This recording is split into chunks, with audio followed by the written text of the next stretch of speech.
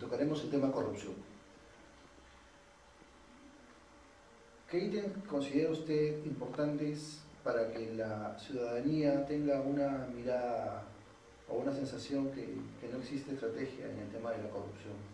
No hay una estrategia de Estado en el tema de corrupción. La corrupción tiene diversos ángulos, ¿no? La corrupción tiene un ángulo empresarial, tiene un ángulo público y un ángulo mediático. Empresarial, porque para que se corrompa un político necesitas el dinero que viene muchas veces del sector privado. Público, porque no existe una ley de inteligibilidad y tampoco hay un deseo político de sancionar efectivamente a aquellos que incurren en manejo público. Y de los medios de comunicación, porque hemos visto a lo largo de los años cómo los medios de comunicación protegen a determinados individuos.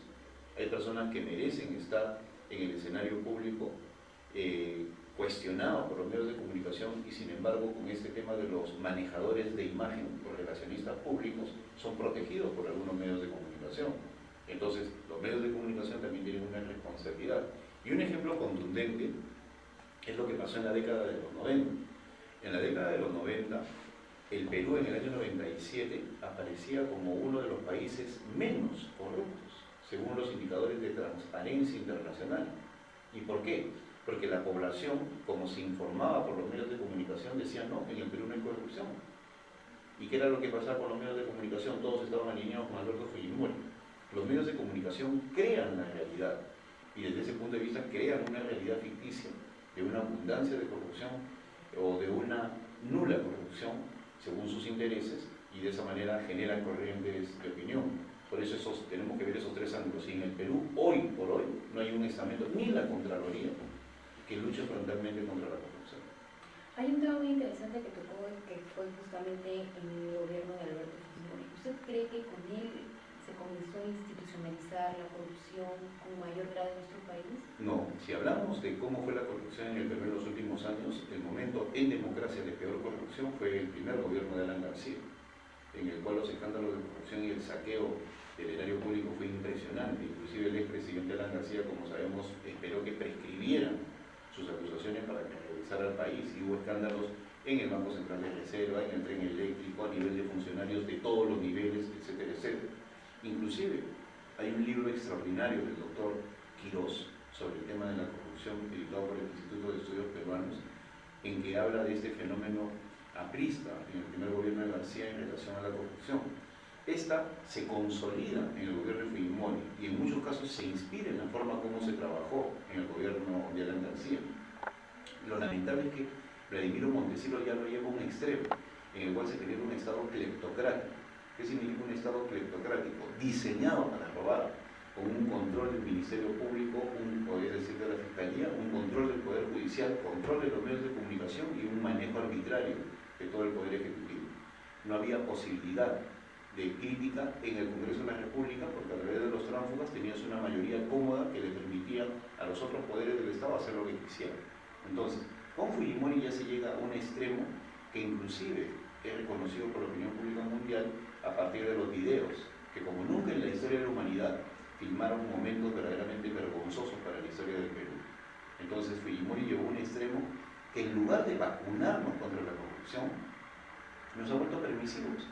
Pues en el Perú hay un grave problema en el sistema de prestigio. En el Perú los corruptos son perdonados por la sociedad, los corruptos siguen enseñándose en las universidades, los corruptos no son expulsados de sus clubes, los corruptos se toman fotos con la gente dice, uy, mire ese corrupto y se toman fotos con ellos, ¿no? Entonces, no hay un sistema social que descalifique al corrupto, lo acepta.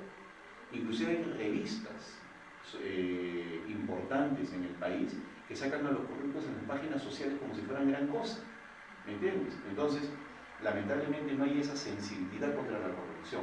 Inclusive en algunos casos podría decir que se le admira por saber hacer estos atropellos de una manera legal, entre comillas. El día de que en el Perú haya sanción contra los corruptos efectiva sería otra la situación. ¿Cuál sería el mensaje para todos los jóvenes que quieran entrar en política? Porque tú sabes que en el Perú, al hacer política o estar en un partido político, te tratan de corrupto, como se ha visto en los últimos años. ¿Qué mensaje le darían los jóvenes para que no les tilden a todos los políticos de corrupto? Bueno, en primer lugar la sociedad se equivoca cuando generaliza. El que generaliza absuelve. Si uno dice es corrupto, tiene que señalarlo con nombre y apellido. Porque cuando estás generalizando, estás beneficiando a los corruptos y perjudicando a la gente que quiere hacer política de buena fe. Yo creo que los jóvenes tienen que ingresar en política porque es la mejor forma de modificar las estructuras sociales, y si realmente quieren combatir la lacra de la corrupción, pues lo hagan con su talento, con su acción y con su ejemplo. Y para eso tienen que involucrarse con los partidos políticos. El joven que de lejos dice todos los partidos son corruptos y no se involucra con un proceso de cambio es simplemente un comentarista de la realidad. Si quieren hacer política, tienen que meterse en los partidos políticos y desde adentro luchar porque cambie el estado de situación. ¿Y cuál es el estado de situación actual? Que la hegemonía política esté en manos de políticos cuestionados. El cambio generacional exige la presencia de jóvenes, y los jóvenes con un nuevo comportamiento, nuevos valores, nuevos esquemas de acción pueden contribuir a que cambie la situación en nuestro país. Una cuestión importante que mencionó es que en el Perú la corrupción ha llegado a muchos estamentos del poder. En su opinión, ¿qué tipo de reformas ya deberíamos empezar? Porque si bien es cierto, también tenemos organismos muy independientes del poder ejecutivo, legislativo y judicial, que van controlando, fiscalizando.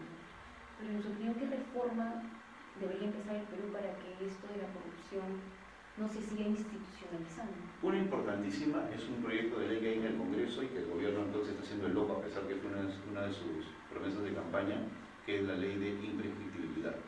Es decir, aquella persona que comete un delito nunca prescribe, un delito público, nunca prescribe y por lo tanto va a ser sancionado. A eso yo le agregaría de que no puede trabajar en la administración pública de por vida, como es en países europeos. Si comete un delito con dineros públicos en Europa, simplemente no puede regresar nunca. En el Perú pasa un tiempo y puede regresar. Ese es uno de los grandes temas que tenemos que discutir. El otro es un cambio en el modus operandi de la Contraloría. La Contraloría ha sido un control posterior, es decir, cuando las cosas ya sucedieron. Debería ser un control concurrente o un control previo, para que de esa manera se anticipe a los posibles actos de corrupción. Y el tercero, de más largo aliento, significaría un cambio cultural, que se desprecie al corrupto, que no se permita que esta persona pueda volver a postular, que simplemente se le haga una suerte de sanción social, tal como es en Argentina, en Ecuador, en Colombia, donde los personajes que han cometido delitos simplemente son marginados del acontecer político. En nuestro país no. Pueden volver a postular, pueden hacer lo que se les da la gana, no pasa absolutamente nada. Siguen yendo a las embajadas, se le toman fotos con los embajadores, no pasa nada. Ese cambio cultural es de un aliento mayor, pero necesita hacerse sobre todo trabajando con los más jóvenes.